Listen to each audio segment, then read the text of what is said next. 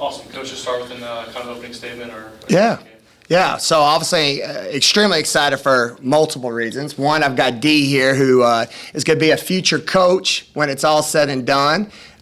So this is cool for her because we'll look back on this on YouTube when she makes her moment, and I'll be able to retire and live in Seaside, Florida one day, and we'll be like, man, remember you were up here, and look how much you've grown. So obviously excited about her being up here with me today and just what she means to our team, and I'll talk about that later. Obviously, us coming off an off week, which was much needed, don't you think? Agree. We've been practicing hard. We've been talking about it all year. We've been beat up, but man, we keep fighting. So to get some much needed rest, and then obviously a great opportunity here Monday night against the number one team who was ranked preseason, the defending national champions. We watched the game as a team last night at my house, and then a shout out to our fan base. We've sold 7,400 tickets for this game. Student sections currently at 1,400 tickets sold already. And then this is not, obviously LSU helps because of who we're playing, but we've been doing this since all year, and then especially at the Ole Miss game where we had an unbelievable student section and tickets sold, and then unfortunately Tennessee, we had to move the game up for safety reasons, but I thought it was our best student section of the year. So we're really excited about the opportunity, but most importantly, we know we gotta get after it today in practice. LSU, you saw what they did last year, and this year they just kind of reloaded. They went out and got some really good players in the transfer portal to kind of put together what they already had. I mean, what is the challenge of playing a team like this, already talented but really deep too? There's a lot of challenges there, Robbie. That's a loaded question, okay? So first of all, I got the challenge first and foremost for me because I don't know if anybody saw Kim's jacket, and I love Kim. All right, so a lot of respect because she's won 700 career games and she's a Hall of Famer, but that jacket was legit. So I'm shouting out George Sherman today.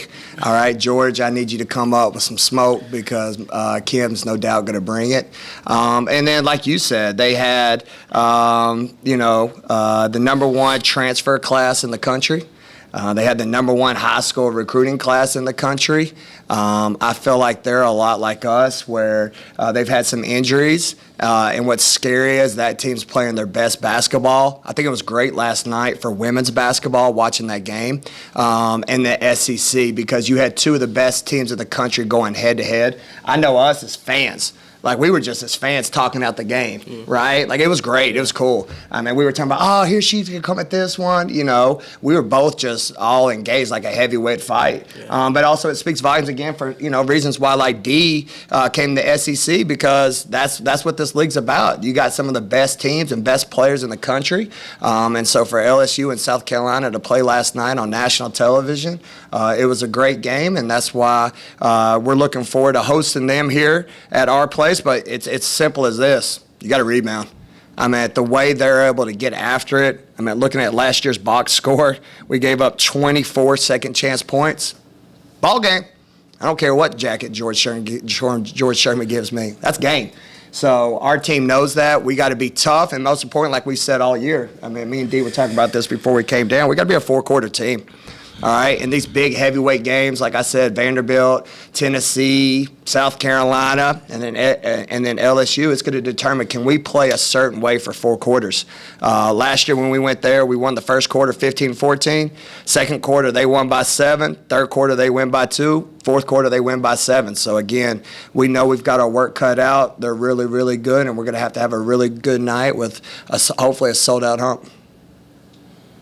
Here in the front. You mentioned, the week off and them playing your best basketball. I mean, in terms of a good time to play a team like that, I mean, is this sort of how you like the schedule is set up, and them, having a week off, a week of practice, them just having a really emotional game, a night before, or will end up being? Yeah, no, I think it's a great question. I'm going to lead into D here some too. I think that's great, but at the same time, we're really focused on us, right? We finally got 10. Yeah. I know you enjoy that, right? Uh-huh. Because now Goni's not, she was playing the 4 for me at time, her and Poe. Now we got Goni at the 4. We got a rotation. We got people in the right spots, and then we had, I thought, what you think the other day at practice? One of our best practices I definitely think it was one of the best practices we've had so far. So I think overall, that we're ready. Like, at the end of the day, we have to come out and we know what we have to do. So I think it's okay to take a day off and just mentally prepare yourself and just enjoy. Like he said, we were at his house watching the game. Like, it's just things like that that you just enjoy and that you don't take for granted. So when you do step back on the court, that you know what you have to do. So. Yeah, and then to your point with a week off, man, we've been able to put a lot more in. Every time you have a week off, so we put a 2-2-1, run and jump. I mean, we've added layers. I think you saw us press against Florida, so it adds a lot more to the bag because again, we're healthy. Like I've told everybody, some things if you only got 7 players at practice, guys. Being honest, you saw what happened at TCU. They had to get 3 walk-ons because they were beat up. They didn't meet the number. For us, I had to make sure we had enough players, and again, credit to D in that Miami and UTC game. They were like, man, we ain't gonna make excuses. We're not gonna cancel the game. We're gonna play. And a time where these kids have the right to when numbers are so low. So I'm proud of them, but most importantly, proud of them sticking together. And now we're getting our numbers, and let's see if we can't, put a better team on the floor. Up and in the back here. Darrione, are you looking forward to, obviously, the matchup playing against Nisa, your former teammate there? What have you been feeling? Have you been communicating with her much leading up to this game? Honestly, I respect Anissa as a player for sure. We had a great relationship, but we have not spoken or anything. So at the end of the day, I wish her nothing but the best. She's at LSU. I'm at Mississippi State.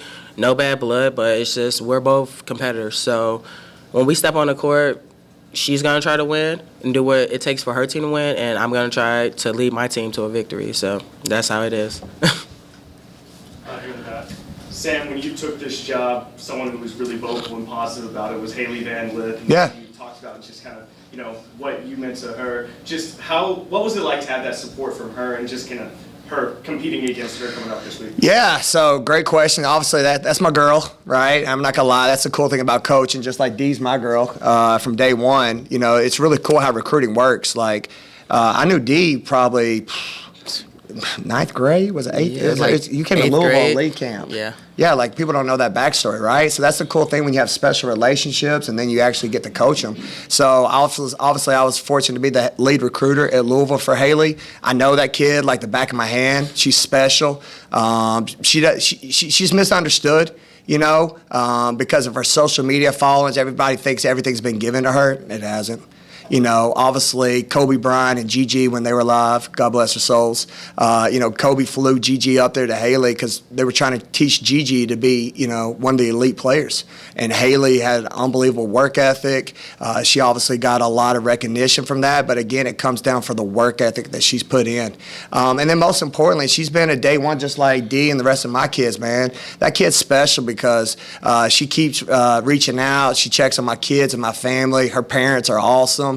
I'm going to hug them. I saw Corey last night running down the stairs in the LSU game. I'm sure he'll run down to me, but he ain't going to be cheering for me. All right, he'll be cheering for LSU.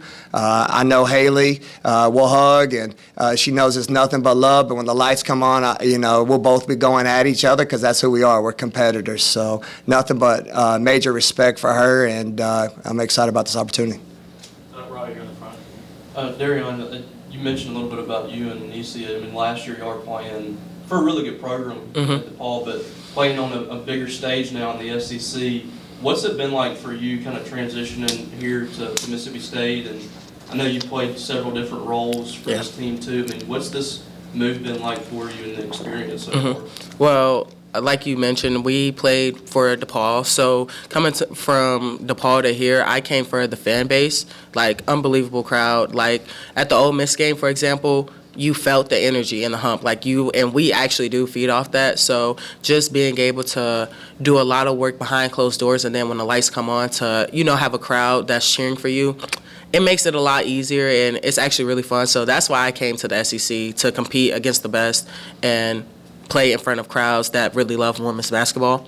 But overall, I'm a competitor, like I mentioned, so whatever my team needs me to do, like he mentioned, I played a little bit at the 4, the 2, the 3, like whatever it come down to, I'm going to do whatever it is that is going to put us in a situation. It's been different, yes. Any change that you come across in life is going to be different, but it's not about, how you just, it's really just about how you react. So I feel like being here, I've grown as a person and as a player on and off the court. And that's thanks to Sam and the coaching staff, and not only that, but my team. Like, they really just allowed me to grow as a person and as a player. So playing here at Mississippi State so far, it's been really different, but I've been enjoying the process. And I want to brag about her, too, because, again, that's why we're having success. There's no doubt she's a starter. And, unfortunately, I've got multiple kids that were over 5 that could start. So somebody's got to come off the bench. So for her to come in and take on a role, and like I said, she wants to be a coach. And, again, that's why I hate box scores every time y'all talk about it, because what she's willing to do there's so much more than a box score. I thought her minutes in Florida were huge. I was trying to get her at that 25-minute mark, but Goni's back, and there was packages that Goni could press, so I put Goni in. So somebody has to sacrifice some minutes in rotation. She was willing, but her energy on the bench, and then she made 2 passes. I know the NFL playoffs are coming. Detroit Lions.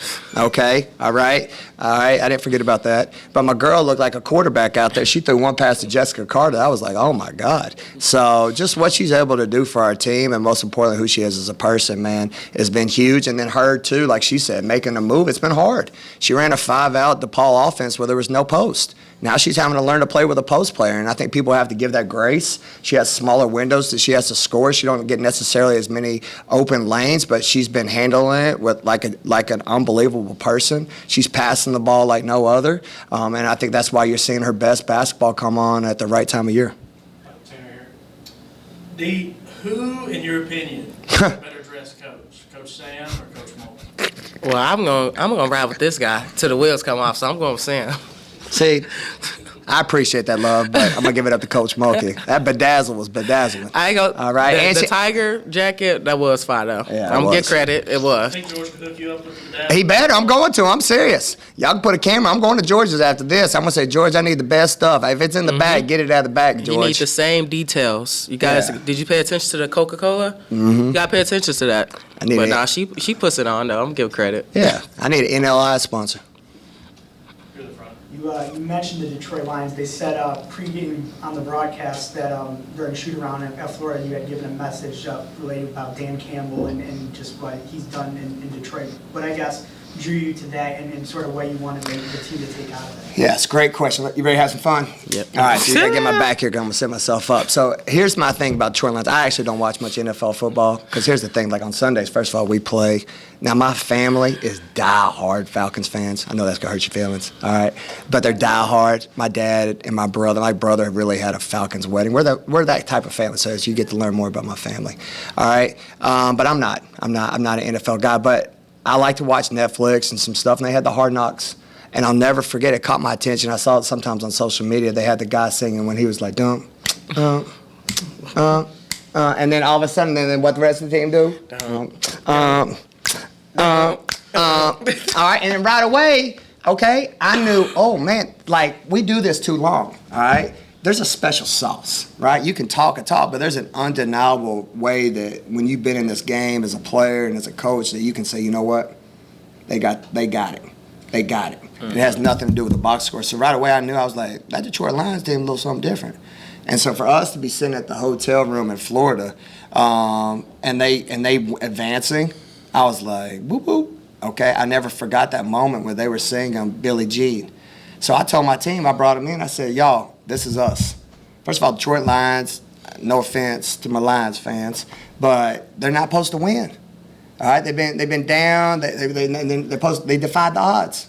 Right, that's what we're trying to do. Mississippi State. Every time I told you, I feel y'all who lived here forever. I feel the national attention. They don't want to talk about us. They don't want to say we're supposed to be good. We're not supposed to do this. Okay, let me keep on here. What else are we supposed to not to do? Because again, we came here. I think you came here for the right reasons, right? Yeah. Mm-hmm. We're living to defy the odds. We're gonna roll up our sleeves and we're gonna get to work, but we're gonna be on that same harmony and we're gonna work. And that's where I told them, playing that clip, that's what we needed to go in the Foiler game. And I think that's what you saw with a team that played for 4 quarters. There was a harmony. I told them I was taking my jacket off. I was shadow boxing. I was going to do whatever because I know one thing. We've been losing the 3rd quarter, but we ain't going to lose this quarter.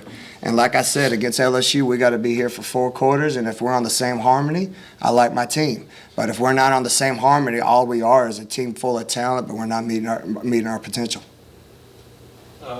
Ben in the back here.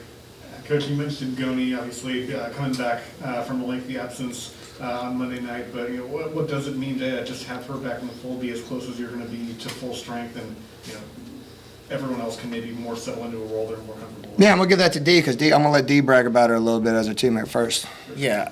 Well, in the summer, when I was healthy, she was one of the hardest workers on the team. Like, the way she was in the gym working on her game, like, you can tell that she was going to come into this season with a different mindset and a different attitude that everyone noticed. And so having Nye back, I mean, she's always going, we joke around about it, but Nye's always at the top of the load. We wear caddies. Nye's always at the top because, and that just shows, but like he says about box scores, you probably would never guess Nye's at the top, but just by the way she goes hard in every drill and every rep that she does, it's unbelievable. Like, Nye is really athletic, and she uses her size to her advantage. But having Nye back, I mean, man, it's just truly a blessing because, like he said, different offenses, different defensive packages specifically, like, she's going to help us out. So it's really just cool having Nye back because we've seen the hard work that she has put in the summer. So just for her to even be back healthy, you know, it's just a big piece that we needed. Any more questions? One final question in the back. On the outside, there's lots to talk about. You know, you oftentimes don't want to play a really good team after they come off a loss. For both of you guys, do you think there's any kind of merit to that a team maybe plays harder after a loss, or does that make it any more difficult for you guys? Yeah, that's a great question, but not in this league. I mean, SEC, I mean, we keep talking about it. Yeah, we could move up the ladder or we could be at the bottom of the ladder. That's just, that's what I hate what happened non-conference. So many SEC teams, even including us, we've had injuries. We've been beat up, and then now you got everybody healthy, and this is literally a heavyweight match. I mean, I hope I'm not misspoken here, but I looked last night. Texas A&M only beats Missouri by 2. Yeah. All right, Kentucky earlier in the year blows out Arkansas, which we only beat Arkansas by 3. Then Arkansas beats Kentucky. So at that point, you could look at it in that lens, but you can't. I mean, Auburn, who ranking-wise is at the bottom, beats LSU. So this league is a beast. It's crazy. And again, I think for us, I just keep preaching, you got to be a 4-quarter team because on any given night, anybody can beat anybody, and that's why the SEC is the best league in the country. Thank you. Thanks. Thank you.